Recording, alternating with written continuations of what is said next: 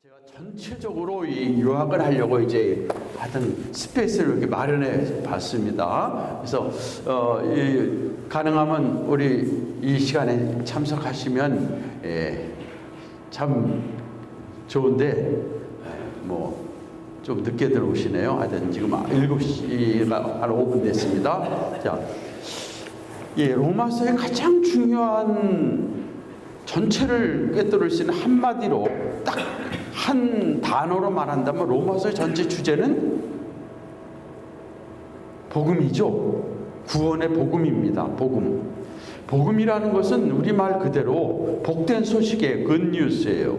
자, 굿뉴스가 우리가 이 세상에 달하면 이 보이는 세상에서 가장 좋은 굿뉴스는 건강하게 오래 죽지 않고 사는 것이고, 또 물질적인 면에서 풍성하게 돈을 많이 모으고 또 여행도 하고 뭐 이 세상에서 여러 가지의 행복을 누리는 것이 굿뉴스입니다. 그래서 우리 분들에게 축하합니다 하고, 우리 이성수 전사님 축하합니다 그러면 뭐 축하할 게 뭐 있습니까? 이렇게 묻잖아요. 이 굿뉴스라는 것은 굿뉴스는 우리가 영원한 지옥의 형벌, 그것도 영원토록 이를 가는 그 고통의 지옥의 형벌에서 우리를 건져주셔서 우리를 영원한 하나님의 나라에 들어가게 하시고 그 나라의 백성이 되게 하시고, 그리고 그 나라의 백성이 된 것뿐만 아니라 그 나라의 백성에서 그 나라를 다스리시는 왕의 자녀가 되게 하시고, 또 왕의 자녀가 된 것뿐만 아니라 그 자녀로서 그 왕의 모든 것을 상속받는 상속자가 되게 하시는 이 놀라운 축복이, 이게 아주 복된 소식 아니에요. 근데 이것이 너무나 크기 때문에 우리 사람은 좀 그런 게 있어요. 너무 소리가 커도 못 들어요. 너무 작아도 못 들어요. 그래서 지금 지구가 막 자전을 하는 소리, 공전이 태양을 향해서 도는 소리가 사실은 굉장한 소리인데 우리가 그걸 못 들어요. 너무 크면. 그래서 들을 수 있는 그 한도 내에서만 우리가 듣지 그 이상은 못 듣잖아요. 그래서 우리가 하나님이 주신 이 놀라운 굿뉴스가 우리의 그 육신적인 차원에서는 그냥 우리가 확실히 느낀다면 100만 불이 지금 생겼어, 1억 불이 생겼어, 그러면 그거 진짜 뭐 복 받은 것처럼 생각하고 지금 암에서 그냥 났어 그래갖고 건강해져서 그럼 기적적인 축복 받은 것 같고 굿뉴스고, 자녀가 잘 됐어 그럼 굿뉴스 축하합니다 이런 것이 되죠. 그런데 구원받은 우리에게 있어도 하나님의 자녀가 되고 하나님의 상속자가 되고 그 나라의 백성의 영광스러운 축복을 예수 그리스도로 말미암아 하나님이 주신 축복 받았을 때 축하합니다. 그래서 구원받은 거 축하합니다. 그러면 그거 말고요 뭐 이런 이제 그렇잖아요. 그래서 가장 중요한 오늘 우리에게 있어 굿뉴스 복음은 구원의 복음입니다. 그래서 로마서 전체의 주제를 말한다면 결국 구원의 복음 아니에요, 그죠? 로마서의 전체 구원의 복음. 이게 로마서의 전체 하나의 핵심입니다. 구원의 복음입니다. 자, 이 구원의 복음, 우리를 구원해서 영원한 하나님의 백성이 되게 하시고 이 땅에서 하나님의 백성으로 살게 하시는 일에 있어서는 크게 두 가지가 이제 중요하죠. 복음에는 첫째는 전적인 하나님의 주권 역사, 하나님 전적인 주권 역사입니다. 그럼에도 불구하고 하나님은 100% 하나님의 전적인 주권의 역사를 하나님은 이루신다. 이것이 하나님이 이런 일을 행하신다, 하나님이 하신 일이다, 그것을 강력하게 선포하는 이 하나님의 주권적인 선포, 하나님의 주권적인 역사, 거기에 이런 하나님의 주권적인 역사에 우리 인간이 어떻게 그것을 반응해야 될지 거기에 대한 책임, 이것이 복음서의 구원의 복음에서 크게 두 가지 부분을 이룹니다. 그래서 이것이 로마서의 주제라면, 로마서의 주제라고 한다면, 구원의 복음이라면 이 구원의 복음에 있어서는 중요한 이 복음의 두 가지 부분이 있는데 100% 하나님의 주권적 역사, 하나님의 주권. 그래서 이거를 하나님의 주권, 하나님의 주권적 역사입니다. 하나님의 주권적인 역사입니다. 주권. 이것을 우리가 하나님이 이렇게 하신다. 그래서 인디카티브라고 말하죠. 직설법적으로 하나님이 이렇게 하신다. 거기에 어떤 다른 어떤 것이 필요한 하나님이 이런 일을 이루신다. 인디카티브의 선포. 그래서 인디카티브는 이렇다 하는 직설법적인 선포입니다. 하나님 이렇다. 하나님의 선포적인 것. 이것을 우리가 크게 이걸 또 말하면 하나의 교리적으로 닥트린이라고 할 수 있어요. 교리라고 이제 교리 부분이라고 이렇게 표현도 합니다. 예. 자, 여기에 또 필요한 것이 인간의 책임이에요. 인간의 책임. 인간의 책임. 그래서 좀 이게 좀 스페이스가 적어서 인간의 책임도 좀 넓어져야 되는데 여기서 인간의 책임은 임페라티브로 나오죠. 이렇게 하라 명령형으로 나오죠. 명령. 그래서 이거를 임페라티브 명령법. 이것을 다시 말하면 윤리라고 말할 수 있죠. 윤리, 에틱. 그래서 우리가 이런 구원의 복음에 있어서 이 가장 먼저 우선순위는 하나님의 주권적인 역사입니다. 주권이 먼저 선포돼야 돼요. 그 다음에 거기에 따르는 우리의 리스판스, 반응을 리스판스빌리티, 책임. 이게 잘못되면 임페라티브로 우리가 무엇을 하고 우리가 반응해서 무슨 책임을 다하고 우리의 어떤 행위의 어떤 것을 보시고 하나님이 구원하시는 걸로 할 때는 그건 성경적으로 잘못된 거죠. 그래서 로마서에서 먼저 가장 중요한 하나님 구원의 복음에서 하나님의 주권적으로 어떤 일을 하신다. 인디카티브라는 선포.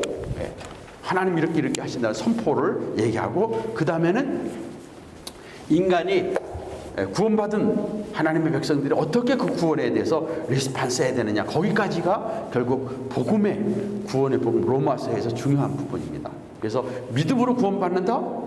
그럼 그것은 하나님이 주신 하나님 역사인데 그럼 거기에 믿음으로 구원받는다는 것은 믿음에는 우리의 반응으로서의 행함이 따라오는 거죠. 그건 동전의 양면처럼 되는 거죠. 그래서 이것은 하나님의 주권과 인간의 책임은 항상 이것은 떼어낼 수 없는 100% 하나님의 주권과 100% 인간의 책임이에요. 이것은 창조 때부터 시작이 됐습니다. 그래서 제가 아침 시간에는 하나님의 선교에 대해서 근데 하나님의 선교는 결국 하나님의 영원한 나라를 완성시켜 가시는 게 하나님의 선교인데 그 영원한 하나님 나라를 완성시키는 데 있어서 하나님 나라의 중요한 부분은 인간의 하나님 백성이 완전한 하나님 백성을 만드시고 그 다음에 또 완전한 하나님의 세계를 완성하시는 거죠. 피조 세계를 완성하시는 거죠. 그게 하나님 나라의 완성인데 그 일을 위해서 하나님이 전적으로 하나님이 창조하셨죠. 창조하는데 뭐 누구 도움이 필요한 게 있어요?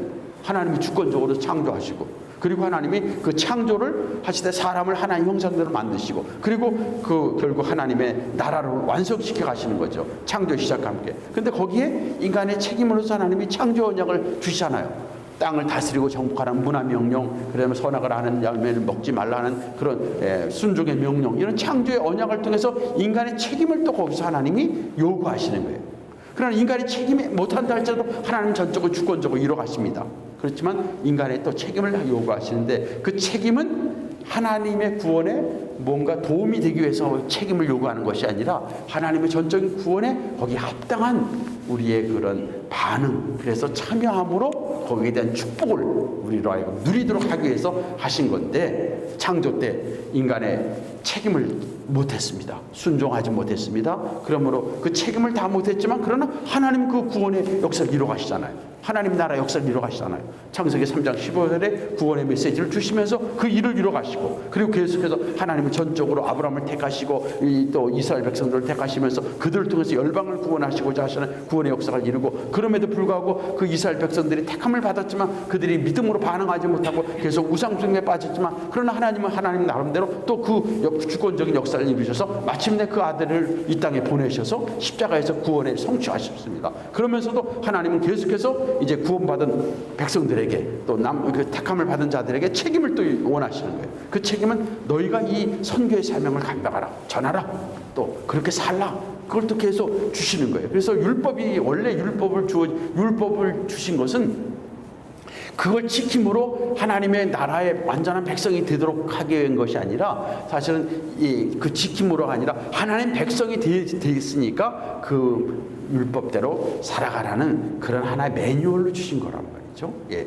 자, 그러면 이거 여기서도 로마서도 결국 지금 선교와 마찬가지 똑같은 차원에서 볼 수 있는데, 참 하나님의 구원의 복음, 우리를 하나님의 영원한 영광스러운 자녀로 만드시고, 그리고 하나님의 상속자로 만드시고, 그 나라의 영광을 누리게 하시고, 그리고 그 나라의 새 하늘과 새 땅에서 영원한 하나님 나라의 그 영광의 축복을 누리게 하시는 이 구원의 복음, 이 구원의 복음에 있어서 하나님의 전적인 주권적인 역사가 로마서에서 전반부를 이루고, 그리고 거기에 합당한 우리의 책임으로, 인간의 책임으로서 임페라티브로서 하나님이 요구하시는 부분이 후반부에서 나옵니다. 자, 그러면 하나님의 주권과 전체적인 교리의 부분을 말하면 로마서 1장부터 11장까지를 우리가 볼 수 있죠.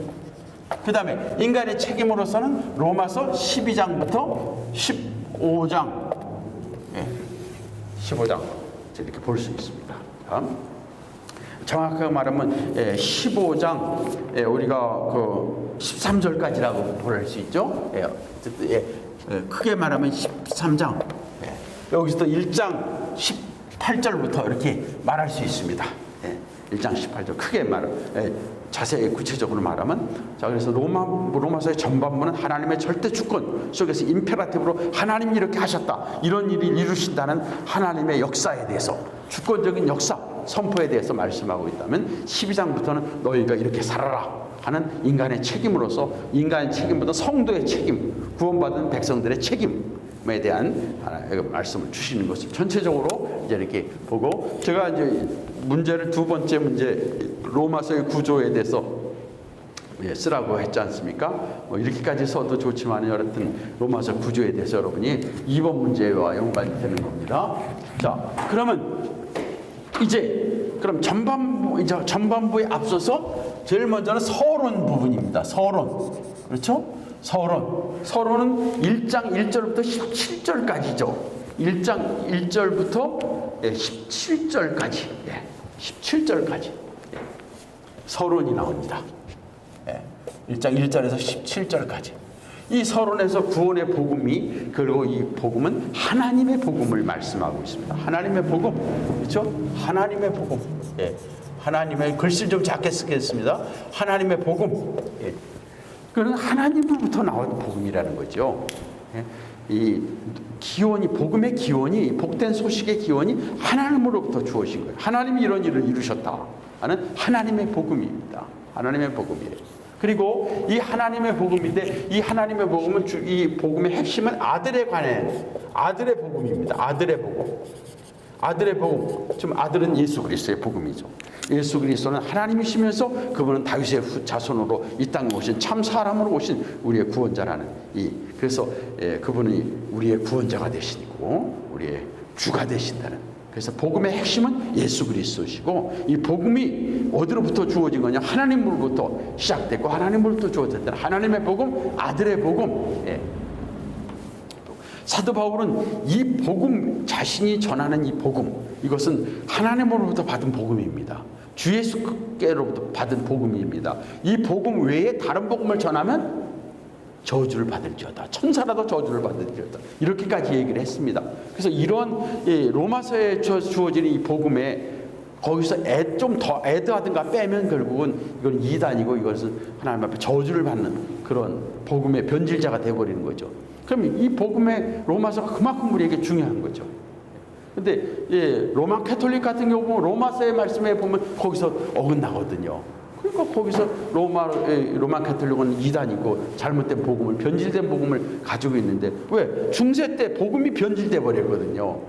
그래서 변질돼 가지고 잘못된 것을 이걸 바로 잡는 게 개혁이었단 말이에요. 종교개혁, 개혁주의였던 개혁이란 말이에요. 그래서 우리의 지금 현재 우리는 기독교로서 기독교 신앙은 결국 종교개혁으로 올라가서 더 나가서는 초대교회, 더 나가서는 결국 구약, 하나님께로 나가는 게 우리의 신앙입니다. 우리 기독교입니다. 근데 기독교에서 로마 캐톨릭은 이 원 기독교의 뿌리에서 중세 잘못된 교회로 나가버렸으니까 그건 잘못된 이단이었고, 예수님 당시에는 유대교는 또 구약에서의 그 하나님의 말씀을, 복음의 말씀에서 떠나져 나간 거죠. 구약에서도 행함으로 구원받는 것이 아니라 오실 메시아의 구원의 복음을 받아들임으로 구원받는 거거든요. 근데 많은 유대인들이 율법의 행함을 만들어내고, 그래서 토라라는 자기들의 정경을 만들고, 토라가 621가지에 지켜야 될 것을 만들어 놓잖아요. 그래서 그 중에서 365가지는 하지 말라, 그 나머지는 하라. 아니, 그렇죠. 나머지 하라. 그래, 621가지 그런 것을 만들어 놓고, 행함으로, 공로로 뭔가 구원을 받으려고 하는데, 공로로 구원받을 자는 아무것도 없다. 로마서에서 말씀을 하고 있습니다. 예, 또 로마 캐톨릭에서 지금도 잘못된 그들의 교리, 교황무소리라든가, 인간으로서 인간은 다 죄인인데 거기서 누가 의롭고 무한 자가 있어요. 교황이 무한 자가 있어요. 그리고 예수 그리스도만이 우리의 중보자이시고 예수 그리스도만이 우리의 구원인데, 어떻게 마리아가 우리를 위해 중보를 기도해주고, 마리아가 우리에게 공로를 해주고, 성자가 우리에게 무엇을 주고, 또 우리가 오직 믿음으로 구원받지 우리가 행함으로 구원받는 게 아닌데, 로마 캐톨릭에서 행함을 거기다 플러스 알파로 집어넣는단 말이죠. 행함도 있어야 된다. 믿지만, 그러니까 플러스 잘못된 변질된 복음을 가리키고 있을 것도 이단이고 잘못된 것들이죠. 오늘날 모든 이단들과 잘못된 것들이 이 로마서에서 다 거기서 그것이 다 드러나고, 그리고 이제 이단이 아닌 것 같은 현재 교회들도 잘못된 그런 신학들을 가지고 있죠. 자, 보세요. WCC 지금 에큐메니칼 교단의 거기에 속한 교단들을 보면요, 그 에큐메니칼의 그 속성은 그건 뭐예요? 기독교 외에도 구원이 있다는 건데, 예? 다른 종교 안에도 구원이 있다는데, 불교에 구원이 있어요? 우상 숭배하는 자들에게 구원이 있어요? 거기도 구원이 있다는 거예요. 그리고 선교는 영혼 구원하면서 복음을 전하는 예수 그리스도만을 전하는 걸로 해서 그게 구원이 아니다. 그러니까 예수 그리스도만 믿어야만 구원받는 거, 이건 잘못됐다. 이렇게 나오는 그 신학적인 사상을 가진 자들에게 결국 로마서에 비하면 잘못된 거죠. 그게 지금 현재 우리 기독교라고 하는 교회의 대부분 절반 이상이 거기에 지금 가입이 되어 있어 갖고 그걸 주장하고 있고, 종교 통합을 해서 과거 얼마 전에 한국에서 세계 교회협회 WCC 그 총회가 모였을 때, 그때 불교, 유교, 다른 종교, 이슬람이고 유대교, 카톨릭 다 초청해가지고 함께 같이 처음 그 회의를 하고 모였었잖아요. 그리고 그 전에 또 진혼제라고 해서 풀이 같은 것도 하고 말이야. 갖다 다 혼합시켜버린 거예요. 왜? 다른 종교 안에서도 그런 안에서도 뭔가 하나님의 계시가 있고, 거기에 그런 데도 살아있는 공동체다. 그러니까 기독교만이 결국 이 하나님의 절대적인 복음이 결국 깨져버리는 거죠. 그걸 지금도 주장하고 있는 현 교회들이 있으니까 정확히 말하면 다 이단 교회들이 많은 거예요. 잘못된 것이 많죠. 그래서 우리는 복음주의. 근데 복음주의도 좀 폭넓게 해서 좀 포용적인, 복음주의보다 더 중요한 건 개혁주의죠. 그래서 여러분이 지금 이 자리에 서 있는, 이 자리에 계신 여러분들은 개혁주의에 속해 있고, 개혁주의 복음, 오직 성경의 복음만을 우리가 이제 받고 있는 겁니다. 자, 이런 가운데서 이제 서론, 이 하나님의 복음, 아들의 복음, 그리고 이 복음이 얼마나 귀한지, 사도 바울은 이 복음을 위해서 나는 빚진 자고 이 복음을 나는 전하는데 내 생명을 걸고 그는 삶을 다한다고 서론에서 말하고 있습니다. 자, 그런 다음에 이제 본론으로 들어가서 제일 먼저 얘기하는 것이, 사도 바울이 무엇을 얘기하냐면 하나님의 뭐죠? 하나님의 진노에 대해서 얘기합니다. 하나님의 진노, 무서운 하나님의 형벌. 이 하나님의 진노 아래서 그 피할 자는 아무도 없다. 모든 자들이 하나님의 이 진노 아래서 영원한 지옥 형벌. 이 세상에서도 우리가 고통스러운 거 잠시도 고통당하면 얼마나 힘들겠어요. 어디 잠깐 이렇게 글을 보니까 이 얼굴 쪽에 뭐가 이렇게 대상포진 비슷한 게 이쪽에 하면 이쪽이 막 쏘는 것 같고 아프대. 그러면 차라리 죽는 게 낫다 그랬더라고. 그런 고통, 또 대상포진 걸린. 자, 이 세상에서 잠깐 동안 아플 또 그렇게 힘든데 영원한 지옥의 형벌에서 그 일을 갈며 고통당한다는 것. 이 하나님의 진노 아래에 놓여. 이게 현실인데요. 이게 실제고 현실이란 말이죠. 영원한 현실이란 말이죠. 영원한 현실. 자, 이런 하나님의 진노가 1장 18절에서 어디까지 나옵니까? 1장 18절에서 3장 20절까지 나오잖아요. 하나님의 진노에 대한 주제가 나오잖아요. 거기서 첫 번째 말하는 것은 뭡니까? 이방인에게, 이방인에게 하나님의 계시가 자연 계시가 드러났습니다. 하나님이 자연의 모든 피조 세계를 통해서 이방인에게 하나님들 이방 세계 모든 사람들에게 하나님의 능력과 신성을 드러냈습니다. 그런데 하나님을 알되 하나님을 인정 안 하고 창조주 하나님을 인정하지 않고 생각이 허망해지고 마음이 미련해져 가지고 썩어지지 않은 하나님의 영광을 썩어질 사람과 새와 짐승과 이 기어다니는 버러지의 우상으로 만들었다 그랬습니다. 이런 우상 숭배의 죄악에 빠진 거예요. 그래서 이방인들이 우상 숭배에 빠졌고, 그래서 이런 우상 숭배에 빠진 자들에게 그들의 정욕대로 내버려둠으로 결국은 이 성적 타락을 해서 결국 이 동성연애의 타락까지 가게 된단 말이에요. 근데 오늘날 동성연애의 타락이 이게 하나님의 그 어떤 면에서 내버리심이에요. 정욕대로 내버리심, 우상 숭배. 그래서 이런 성적인 타락, 이런 타락의 모든 죄악의 극치로서 동성연애 타락까지 가버렸는데 이것을 기독교에서 인정을 해가지고요. 그래서 뭐 동성연애에서 남자가 둘이 결혼했다가 해갖고 그 중에서 한 사람을 목사로 세우는 교단이 있단 말이죠. 실제로 또 지금도 그렇게 하고 있고요. 성공회 쪽에서 그렇고 또 PCUSL 같은 데도 그렇고 지금 이런 이방인들 가운데서 하나님의 계시가 나지만 다 죄인이요. 다 이방인 가운데서 다 이런 우상 숭배에 빠지고 죄악에 빠지고 타락에 빠졌다. 이것을 얘기하고 있고, 그 다음에 또 하나는 뭡니까? 비판론자, 도덕론자, 비판론자.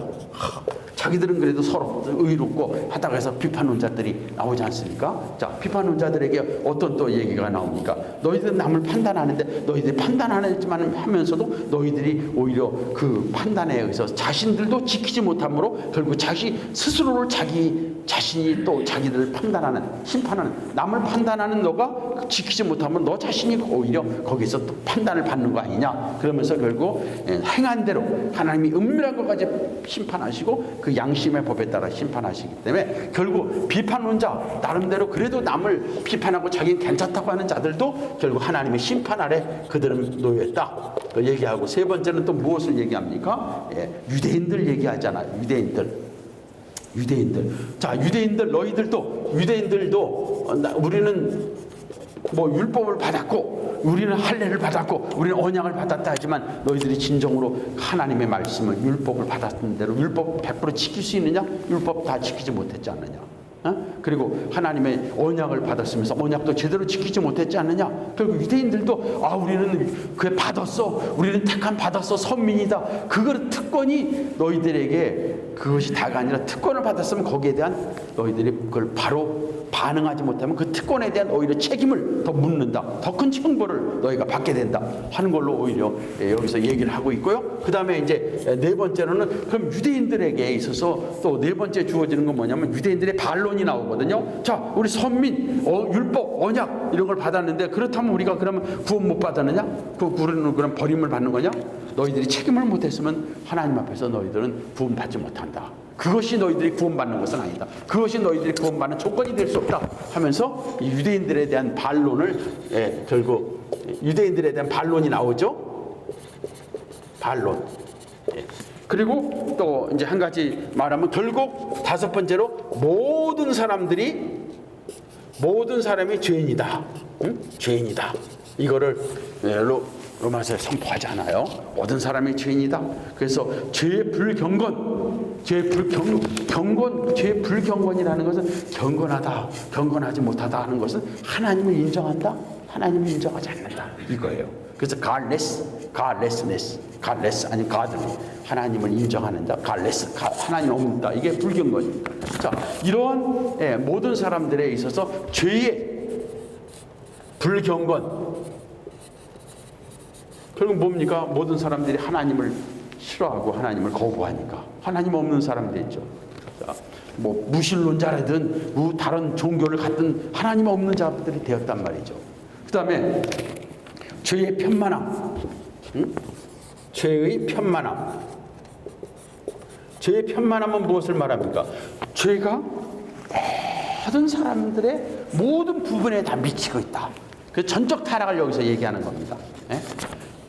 모든 생각, 마음, 말, 행동 모든 속에서 결국 죄가 모든 데 다 들어가 있다는 죄의 편만함, 영향력을 말하고 있습니다. 죄의 영향력에서 다 벗어날 수 없는 그런 면에서 전적인 타락한 존재가 되어버렸다 하는 죄의 편만함. 그 다음에 또 죄의 보편성. 죄의 보편성.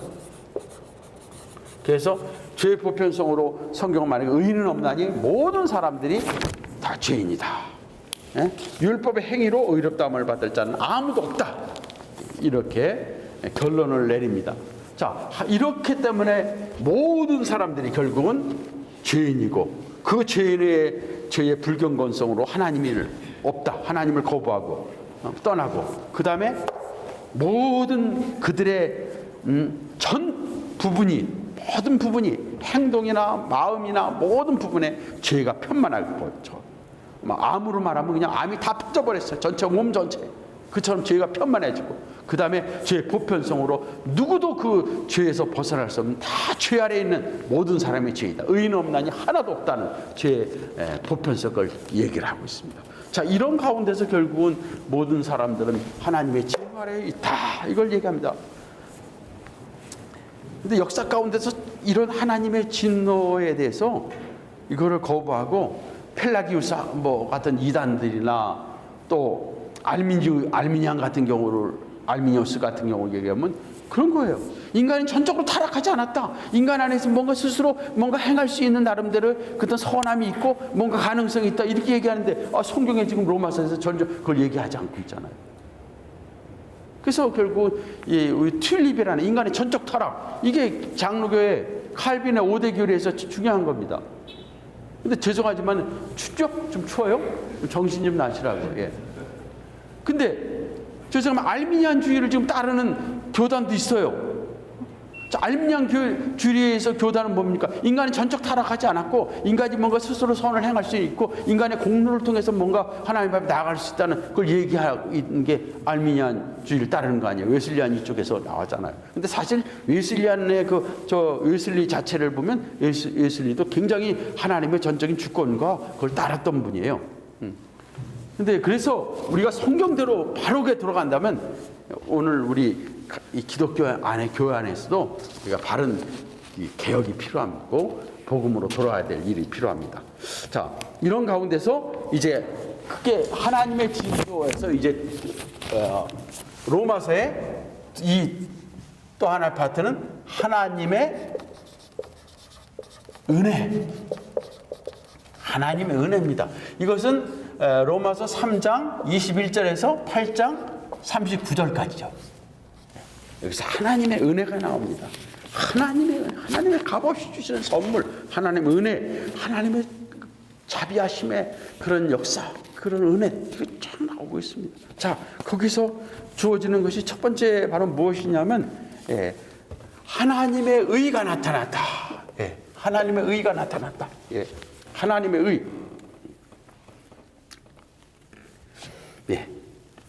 자, 여기서 하나님의 의가 나타남. 율법 외에 율법을 지킴으로 우리 행함의 그런 것을 통해서 얻을 수 있는 것이 의가 없으니까 그걸 넘어서는 이제 하나님의 의가 나타났다. 율법 외에 구원받게 하는 하나님의 의. 우리가 하나님의 의를 얻지 못하면 우리 구원 못 받습니다. 하나님이 우리를 구원하실 때는 우리가 완전히 의로운 자가 될 때 우리를 구원하지 의롭지 않은 자를 구원하지 않으십니다. 왜? 하나님은 죄인은 심판하시죠. 그리고 의로운 자를 구원하시지 죄인은 심판하셔서 영원한 진노 아래 진노 아래 놓이게 만드십니다. 그런데 하나님의 의가 나타났어. 이게 뭐 하나님의 의라면 하나님이 의롭다 하심을 인정받는 그런 역사가 나타났다는 거예요. 하나님의 의를 얻을 기회가 나타났다는 겁니다. 자, 이것이 뭐냐면 첫 번째 여기서 나오는 것이 자, 여기서 나오는 것이 십자가에서 나타났다. 십자가에서 하나님의 의, 십자가에서 하나님의 의가 나타났다. 십자가에서 하나님의 의가 나타났다. 이게 3장 21절에서 26절까지 나오는 겁니다. 십자가에서 하나님의 의가 나타났다. 그 십자가에서 하나님의 의가 나타나서 이제 하나님의 의롭다함을 받는 하나님의 의를 얻는다는 것은 의롭다함을 얻는다는 거죠. 그 칭의의 근거는 어디냐? 십자가에서 예수 그리스도가 우리를 위해서 대신해서 죽으신 대속. 자, 이거 칭의와 관련된 겁니다. 십자가에서 의는 칭의.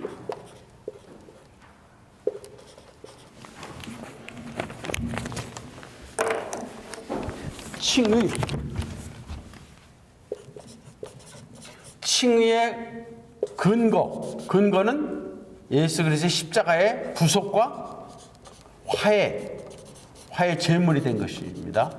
화해 제물,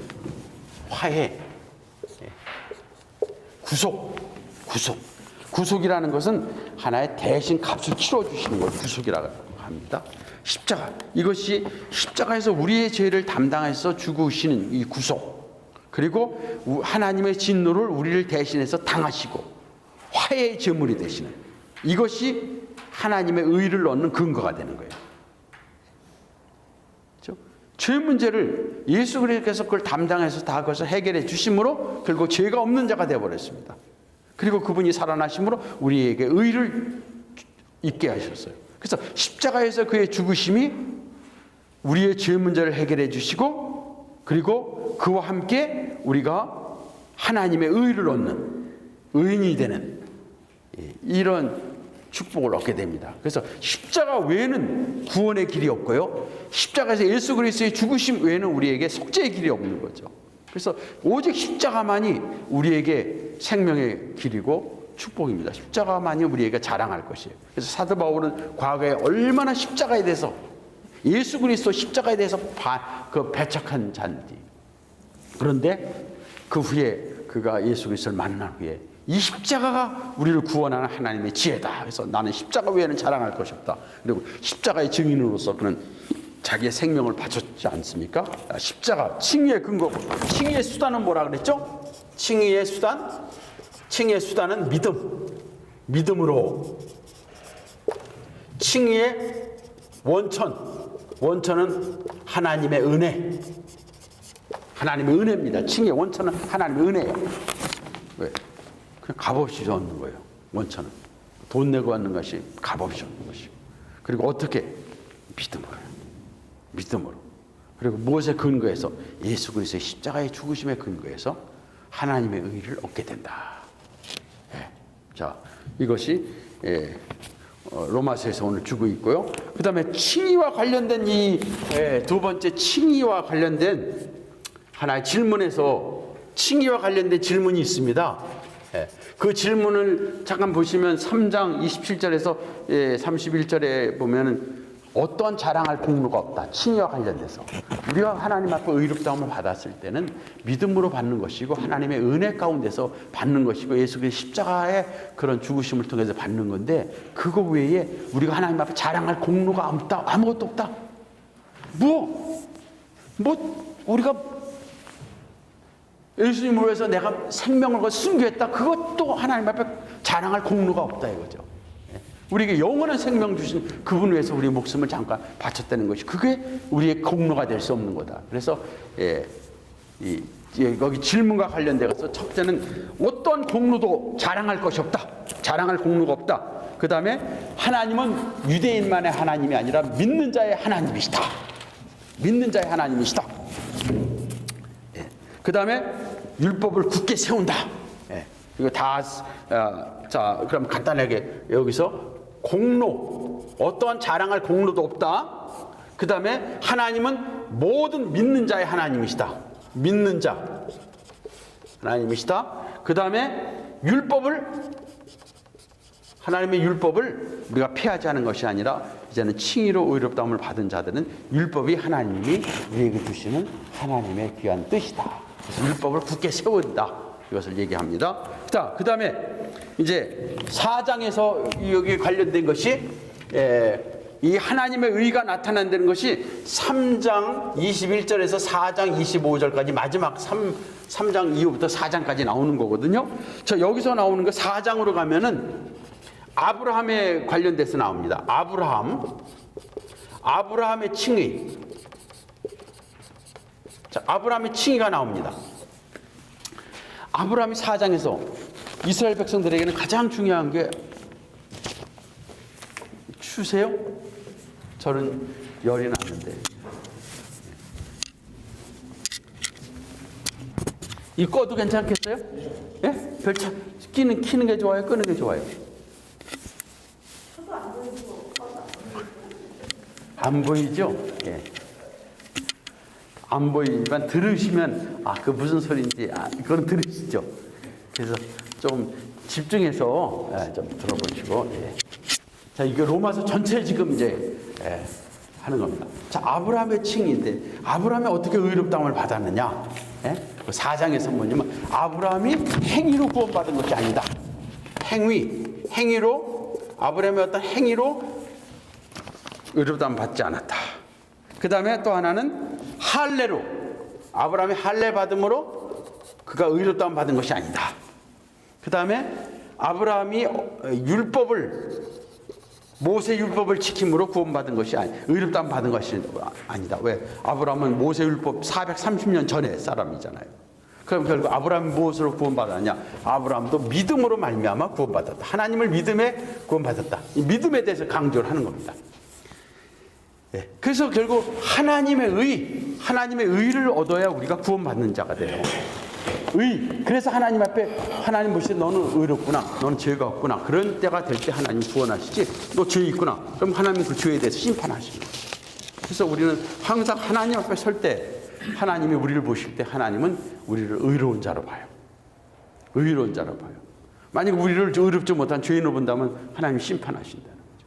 그래서 우리는 영원히 하나님 앞에 의로운 자가 되는 거예요. 근데 어떻게 우리가 그런 의로운 자가 되느냐? 여기서 말하는 것은 이거는 율법을 통해서도 행함을 통해서 이룰 수 있는 것이 아니고 인간의 어떤 것으로는 불가능하다. 그런데 이것이 하나님의 의가 나타나는데 첫 번째는 어디서 나타나냐? 십자가에서 나타났다. 십자가에서 하나님의 의를 얻을 수 있는 길이 나타났다. 그래서 십자가에서 예수 그리스도의 죽으심이 우리가 의를 얻는 근거가 되고, 그리고 십자가에서 이 하나님의 의를 얻는 방법은 믿음으로 받는 것이고, 그리고 십자가의 이 칭이 의롭다함을 얻는 원천은 거저 은혜로 받는 것이다. 이걸 얘기합니다. 그러면서 결국 유대인들에게도 질문해서 이제는 어떤 자랑거리도 우리가 있을 수 없다. 어떤 공로도 우리가 하나님, 나 이거 좀 했으니까 하나님 앞에 자랑할 게 아무것도 없다 이거죠. 이제 예수 그리스도의 십자가 외에는 우리에게 자랑할 것이 없다는 걸 얘기하고, 이제는 하나님은 유대인뿐만 아니라 믿는 자의 하나님이시지, 유대인의 하나님이 아니다. 믿는 자의 하나님이시다. 그러면서 이제 또 결국은 이제는 우리가 율법을 행함으로 구원받은 것이 아니니까 율법 필요 없냐? 이제 마음대로 살아야 되느냐? 그게 아니라 이제는 하나님의 의로운 존재가 되었으니까, 하나님의 의롭다함을 받는 그런 존재가 됐으니까 이제 그 하나님의 뜻인 율법을 바로 깨닫고 행해야 된다. 그것이 율법을 굳게 세운다를 얘기합니다. 그러면서 거기에 대한 하나의 증거로 아브라함에는 어떤 자가 어떻게 의롭다함을 받았느냐? 그것이 이제 4장에서 나오는 행위, 할례, 율법도 아니라 아브라함이 믿음으로 구원받았다. 자, 이것이 이제 4장까지 해서 이 하나님이 하시는 주권적인 역사 가운데서의 은혜를 여기서 얘기합니다. 그럼 5장, 6장을 나갑니다. 자, 5장, 6장에서 이게 그리스도 안에서 하나된 백성, 하나님의 백성, 그리스도 안에서 하나됨입니다. 그리스도 안에서 예수 그리스도를 믿음으로 그리스도 안에서 하나됨,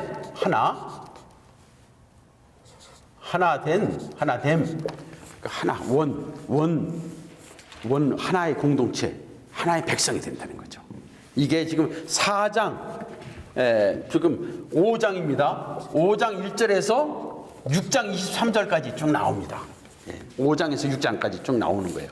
자, 그래서 그러면 그리스도 안에서 하나됨, 그리스도 안에서 하나된 하나님의 백성, 이제 백성을 여기서 구원받은 하나님의 백성을 얘기합니다.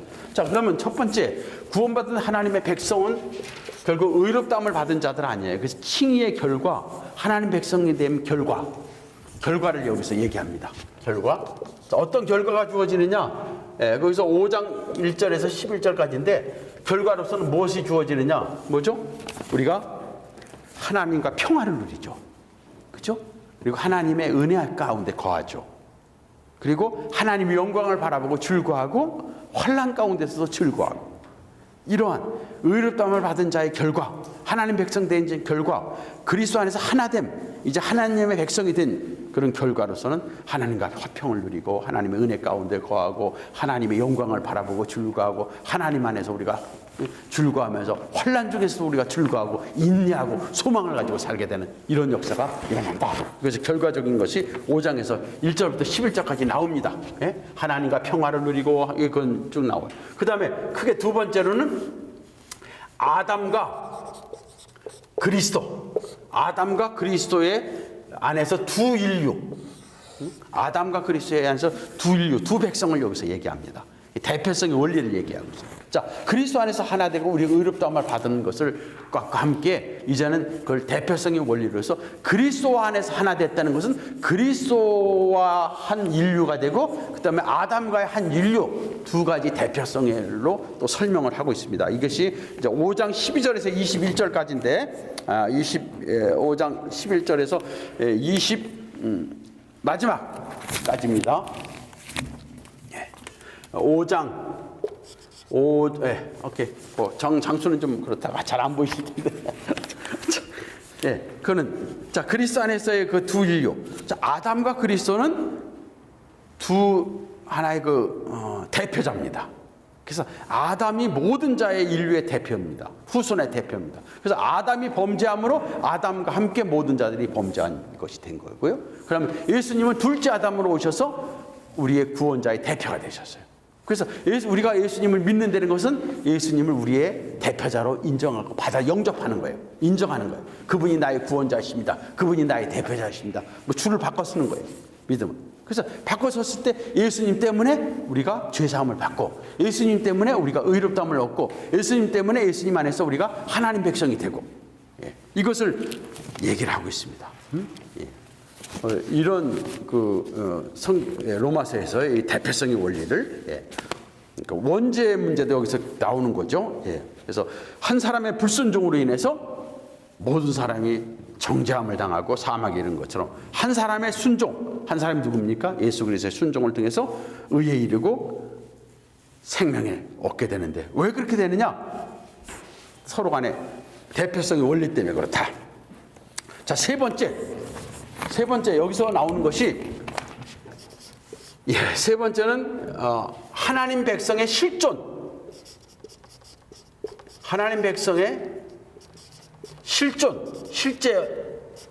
그들의 하나의 상태 6장입니다. 6장 전체를 나옵니다. 하나님 백성의 실존으로서 6장의 전체를 나오는데 여기서는 뭐냐면 그리스도와 연합한 자,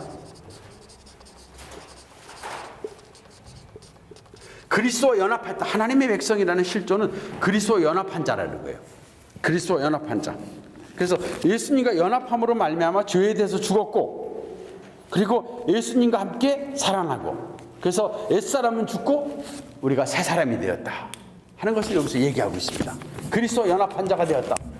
하나님 백성의 실존 우리가 그리스도와 연합함을 되고 그 다음에 크게 두 번째로는 의의 종이 됐다. 의의 종. 하나님 백성 실존. 그리스도 연합한 자가 되고 그 다음에 두 번째로는 의의 종. 과거에는 죄의 종이었다가 이따가 찍으셔요. 다 한번 찍으세요. 그래 확대시. 어차피 또 보셔야 되니까. 자, 그럼 의의 종이 되었다. 그리스도 연합한 자가 되었고 의의 종이 되었다. 그러므로 이제 우리 자신을 하나님께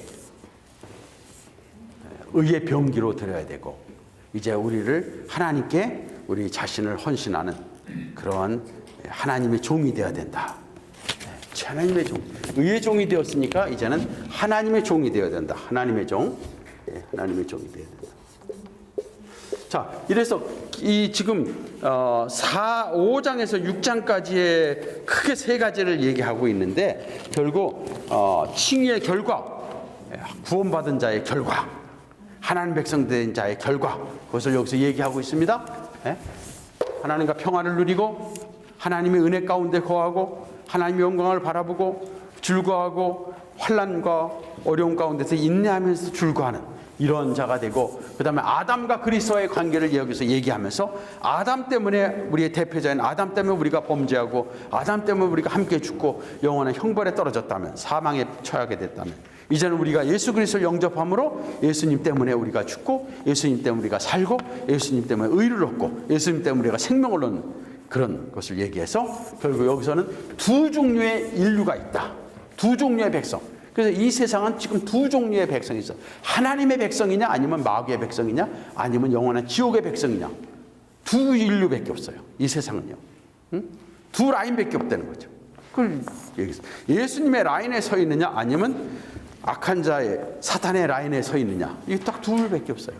응? 그래서 우리는 예수님의 라인을 가진 우리는 예수님을 따라가야죠. 그리스도 안에서 우리가 하나됨, 그래서 하나님의 백성이 되었다 하는 것을 얘기를 하고 있고, 하나님의 백성됨을 얘기하고 있고요. 이제 7장으로 넘어와서 7장. 자, 7장은 뭐냐면 율법과 제자도입니다. 율법과 제자도. 이게 7장 전체입니다. 7장 전체예요. 7장 전체 율법과 제자도입니다. 율법. 자, 율법과 관련돼 가지고 첫째는 율법주의자들에게 주는 교훈이죠. 율법주의자는 뭐 율법을 지켜야 되는데 이거 율법 지켜서 우리가 어떤 행함의 공로가 있어야 되는데 하는 자들을 향해서 말하기는 우리는 율법에 대해서 죽었다. 율법과의 관계 끝났다. 그걸 얘기합니다. 왜? 율법을 지킴으로 행함으로써 뭔가 하나님 앞에 할 자는 아무도 하나님 앞에 인정받을 자는 없고, 그리고 율법 못 지키면 그 율법 때문에 우리는 정죄당하고 형벌을 당하는데, 그런 율법에서는 우리는 벗어났다. 그러니까 율법주의자들에게는 당신들이 지금 생각하는 율법은, 그런 율법에서는 이제 우리가 안 지켜도 된다. 율법에서 벗어났다. 이걸 얘기합니다.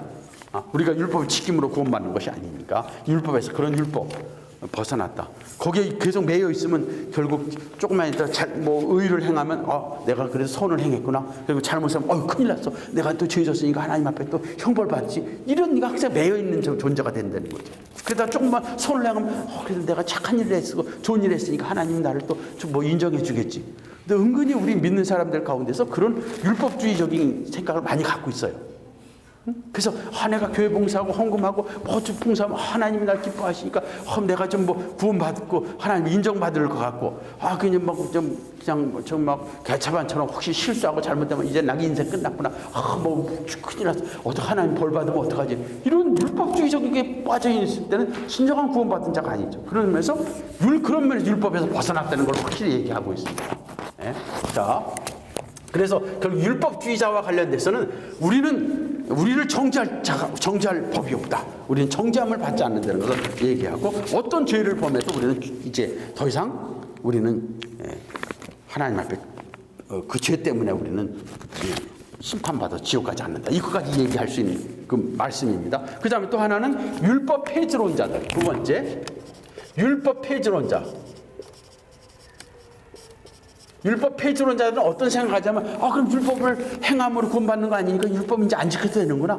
그냥 우리 웬만큼 대충 살다가 살다가 그래도 혹시 잘못하면 잘못했습니다 하고 용서 받으면 되는구나 해서 율법에 대해서 이제는 별 필요성이 없구나 하고 이제 거기에 대해서 그렇게 생각을 해요. 그래서 실제로 또 우리 교회들 보면요, 십계명 같은 거 별로 요즘에 그렇게 중시하게 안 여깁니다. 그래서 십계명 읽어야 돼요. 십계명 지켜야 돼요. 계명 그리고 하나님 말씀대로 지키는 것에 대해서 우리가 굉장히 심각하게 생각해야 되는데 별로 이런 거 생각을 안 해요. 그때 이럴 때 여기 율법 폐기론자를 향해서 말하기를 율법은 거룩하고 의롭고 선한 것이다. 율법은 하나님의 거룩하고 의롭고 선한 법이다. 율법은 우리가 그냥 무시해버리는 게 아니다. 지켜야 된다. 이걸 얘기를 하는 거예요. 율법 폐기론자들에게.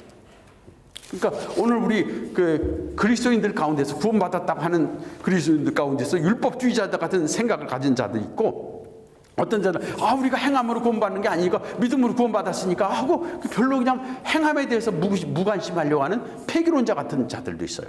이럴 때 율법은 우리가 하나님의 거룩한 법이다. 그걸 얘기하고, 그 다음에 세 번째 말하는 제자는 누굽니까? 예수님을 따르는 그리스도인들.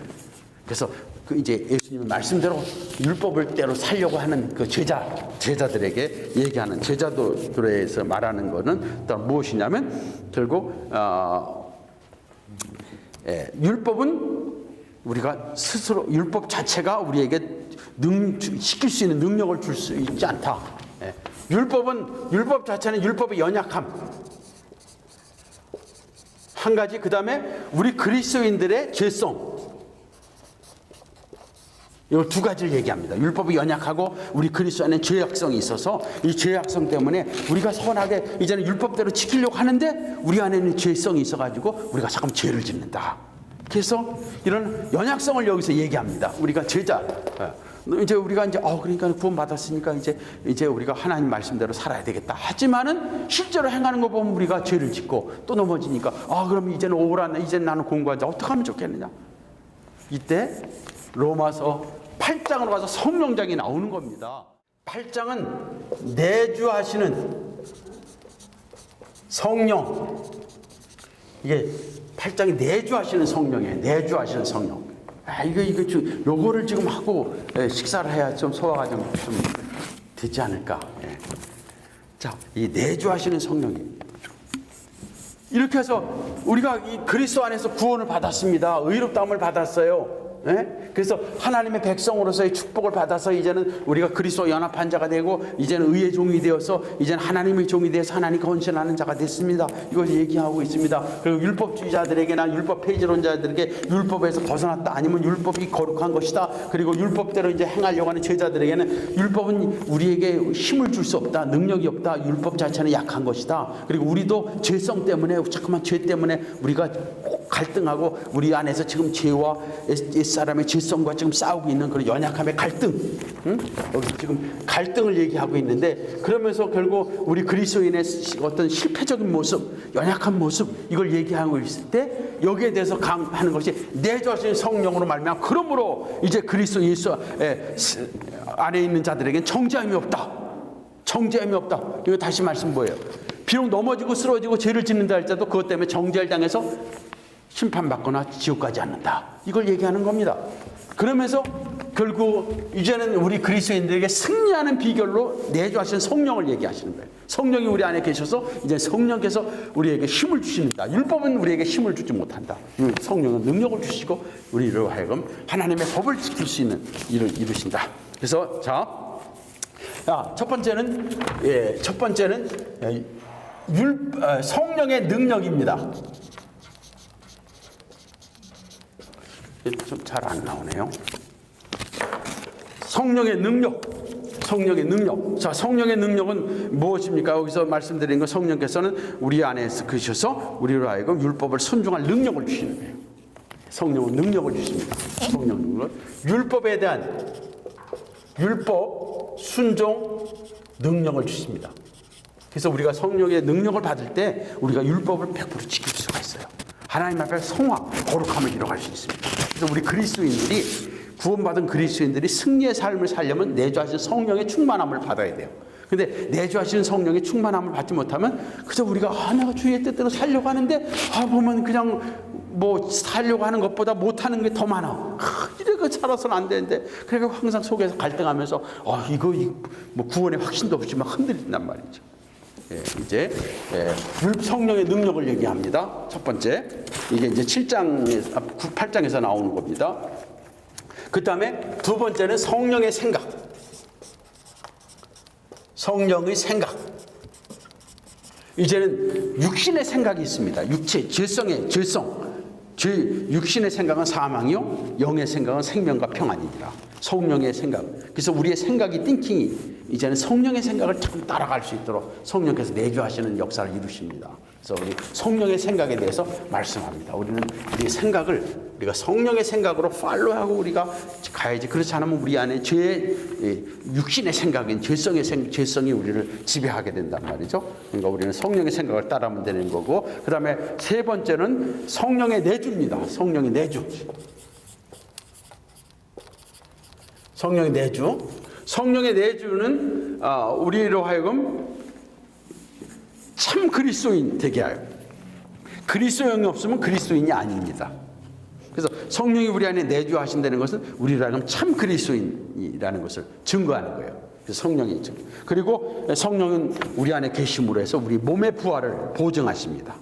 영혼의 구원을 받게 하시고 우리 몸의 구원도 나중에 받게 하시는 거예요. 그래서 그러면서 성령께서는 우리 안에 계시면서 몸의 행실을 죽이게 합니다.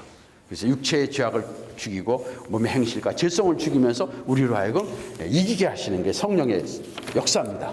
네, 성령이 내주하시는 성령이 그 일을 이루십니다. 내주하시는 성령이 그 일을 이루십니다. 자, 그다음에 네 번째, 성령의 증거. 성령은 무엇을 증거하시느냐? 우리가 하나님의 자녀임을 증거하세요. 하나님의 상속자임을 증거하세요. 성령이. 그리고 우리 안에서 아바 아버지라 부르게 만드셔요. 네? 이게 성령님이 역사하신 증거입니다. 성령이 우리 안에서 증거하시는 우리가 하나님의 자녀인 것을 증거하시고 우리가 하나님의 상속자인 것을 증거하시고 우리로 하여금 아바 아버지라 부르게 만들어 양자형으로 성령께서 계시는 이 증거 역사입니다. 자, 그러면 크게 두 번째로 이제는 그 현재의 고난과 미래의 영광입니다. 현재 고난, 미래 영광의 문제를 나옵니다. 18절에서 27절까지. 자, 그리스도인들에게 현재의 고난은 이 세상의 실체고, 근데 미래 영광, 앞으로의 영광을 말하고 있습니다. 그래서 우리 그리스도인들은 항상 먼저 현재 고난을 생각해야지, 현재 고난 없이 영광을, 현재 세상에서 영광을 추구하는 것은 성경적으로 잘못된 거죠. 오히려 이 세상에서는 영광보다 고난을 각오해야 되고, 그리고 나서 우리가 장래의 영광을 우리가 바라봐야 되는 거죠. 예, 그래서 오늘 현재 고난과 영광, 미래 영광을 말하는데 여기서 두 종류를 얘기하죠. 피조물. 자, 피조물도 현재는 고통을 당합니다. 썩어짐의 고통을 당한다 그랬어요. 그렇지만 나중에 미래에 하나님의 자녀들의 자유함, 그 영광의 세계에 참여하는 것을 말합니다. 그래서 피조물도 현재 고난과 장래 영광을 얻을 거예요. 그래서 보이는 이 하나님의 우주의 모든 세계가 새하늘과 새 땅의 영광에 참여하게 됩니다. 그것을 얘기하고 있고, 그 다음에 우리 그리스도인들도, 우리 하나님의 백성들, 여기서 하나님의 백성들, 그러니까 하나님의 자녀들이죠. 하나님의 자녀의 고난과 영광, 이것도 또 얘기하고 있습니다. 그래서 현재 고난은 장차 우리에게 나타날 영광과 좋게 비교할 수 없다. 그것을 얘기합니다. 그래서 현재 우리 그리스도인들은 이 현재에서 이 세상에서 고통을 당합니다. 탄식합니다. 힘들어합니다. 때로는 환경으로 힘들어하고 또 사탄의 여러 가지 공격에 힘들어하고, 그런 이 세상에서 현재 고난에 우리가 피할 수 없는 고난 속에 우리가 있습니다. 그러나 우리는 미래의 몸의 구원과 최후의 구원의 영광을 우리는 바라보고 우리가 살아간다는 것. 그래서 현재 고난과 미래의 영광을 피조물과 하나님의 자녀들에게 각각 다 적용시키고 있습니다. 그래서 이 땅에서 피조물 세계도, 피조 세계도 지금도 이 고통을 당하고 있어요. 막 그냥 막 지진이고 막 자연의 무슨 현재 막 그런 현상, 그 다음에 가장 썩어짐의 정도로 이 피조물들이 봄에 꽃이 피고 여름에 무성에다 가을에 떨어지고 죽잖아요. 그래서 또 다시 태어나요. 이 썩어짐의 허무함 속에서 이 고통을 당하고 있습니다. 그러나 주의 영광의 그 나라에서는 이런 썩어짐이 없어요. 그러니까 사시사철 모든 피조물이 하고 짐승이나 이런 것도 죽음이 없잖아요. 이런 것들이 없는 거죠.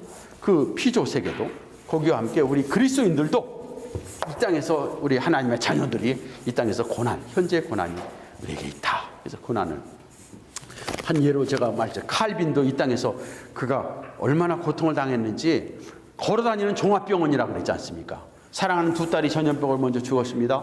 아내가 먼저 죽었습니다. 그리고 자신의 몸은 두통, 위궤양, 막 여러 가지 고통 속에서 저 사람은 걸어다니는 종합병원이라 할 정도로 이런 고통을 당하면서도 그는 마지막에 현재 고난은 장차 우리에게 나타난 영광과 촉지 비교할 수 없다는 그 말씀, 로마서 8장 18절의 말씀을 암송하다가 세상을 떠났습니다. 그래서 우리 그리스도인들이 이 땅에서 미래의 영광은 이미 우리에게 보장된 것이고 현재의 고난을 잘 감당을 해라 하는 것이 오히려 나오는 것이고, 그 다음에 마지막으로 한 가지 주어지는 것이 이제 하나님의 자녀의 완전함, 안전함. 자, 안전함이 몇 절부터 하냐면 28절에서 39절. 28절에서 39절인데 이게 이제 5가지 질문이 나옵니다. 5가지 확신. 자, 하나님을 사랑하는 자 곧 그 뜻대로 부르심을 입은 자들에게는 모든 것이 합력과 선을 이루니라. 5가지 확신. 이게 몇 절이냐면 28절. 예. 28절 한 절에서 여기 나옵니다. 하나님을 사랑하는 자. 왜? 하나님의 역사의 배우께서 배우 역사하신다. 그 다음에 선을 위해서 역사하신다. 2번째. 3번째, 모든 일을 주관하신다. 그리고 하나님을 사랑하는 자를 위해 역사하신다. 하나님은 부르심을 받은 자들을 위해 역사하신다. 5가지 확신. 이게 우리 그리스도인들은 확실하다. 왜? 하나님이 우리를 위해서 일하시니까. 선을 위해서 일하시니까. 모든 일 가운데 악한 일이고 그런 어떤 고통 속에서 그런 일들도 합력해가지고 마지막에 우리의 선을 위해서 우리에게 이루시는 하나님입니다. 이런 확신을 주시고 있고. 5가지 확신, 28절과 관련해서. 그 다음 2번째, 뭐 좋은 게 있다고 음식을 준비했다 그러니까 굉장히 바빠지네요. 그렇다고 제가 먹으려고 그러는 건 아니고 준비하신 분들 생각하니까 빨리 중간. 지금 저기 8장에 이어지는 거. 28절, 8장 28절. 8장 28절에. 예, 8장 28절. 자, 그 다음에 5가지 구원 역사. 5가지 구원 역사. 하나님 구원 역사입니다. 요거는 몇 절이냐면 29절, 30절. 자, 5가지 구원 역사는 뭡니까? 하나님이 미리 아신 자들, 미리 아신다. 그 다음에 2번째, 미리 정하셨다. 그렇죠? 애정. 그 다음 3번째, 부르신다. 부르시고 4번째, 의롭다 하셨다. 5번째, 영화롭게 하신다. 이런 5가지의 구원 역사를 통해서 우리 그리스도는 완전한 거예요. 하나님이 미리 하셨다. 미리 예정하셨다. 부르셨다. 그 다음에 의롭다 하셨다. 영화롭게 하셨다. 이 5가지의 구원 역사. 그 다음에 마지막 한 가지. 5가지 질문. 5가지 질문이 나옵니다. 자, 이것이 31절부터 39절까지입니다. 자, 첫 번째 질문은 뭡니까? 하나님이 우리를 위하시면 누가 대적하겠느냐? 하나님이 우리를 God is for us. If God is for us, who is against us? 누가 우리를 against 할 수 있느냐? 대적할 수 있느냐? 첫 번째, 하나님은 우리 편이신데 누가 나를 대적하는 수? 이게 첫 번째 질문이에요. 2번째, 하나님께서 아들을 아끼지 아니하시고 주셨는데 아들과 함께 우리에게 모든 거 주시지 않겠느냐? 뭐가 부족하고 아까워서 안 주시겠느냐? 아들까지 주셨는데 모든 걸 주시겠다. 2번째 질문이에요. 2번째 질문에 대한 거예요. 그 다음 3번째, 누가 우리를 고발할 수 있냐? 고소할 수 있느냐? 하나님이 우리를 의롭다 하셨는데. 그 다음에 3번째, 누가 우리를 정죄할 수 있느냐? 하나님이 우리를 의롭다 하셨는데. 4번째, 그 다음 5번째, 누가 우리를 그리스도의 사랑에서 끊을 수 있느냐? 환난이나 핍박이나 죽음이나 곤고나 어떤 것이냐? 어떤 피조물도 우리를 그리스도의 사랑에 끊을 수 없다. 이런 걸 통해서 그리스도인의 안전함, 우리는 확실한 안전함이 있다. 로마서가 얼마나 그냥 하나하나가 주옥 같은 글이죠. 그리고 마지막 로마서 8장은요. 8장은 그렇게까지 비유하잖아요. 성경에서 가장 중요한 부분이 우리 손으로 말하면 여기 반지 있잖아요. 그 로마서 반지고 로마서 반지 안에 이제 보석이 박혀 있잖아요. 그게 8장이라고 할 정도로 오늘 8장이 굉장히 중요합니다.